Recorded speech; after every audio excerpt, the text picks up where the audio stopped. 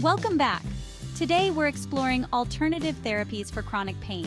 These treatments can complement traditional medical approaches and offer additional relief. Acupuncture.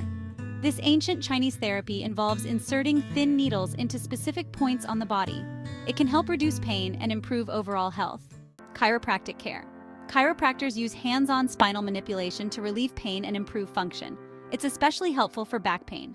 Massage therapy. Massage can help reduce muscle tension, improve circulation, and relieve pain. Herbal supplements. Some people find relief with supplements like turmeric, ginger, and omega-3 fatty acids. Always consult your doctor before starting any new supplement. Mind-body therapies.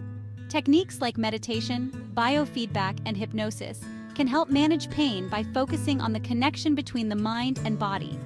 These therapies may not work for everyone, but they can be worth trying as part of a comprehensive pain management plan. Disclaimer: this post is for educational purposes only and is not a substitute for professional medical advice.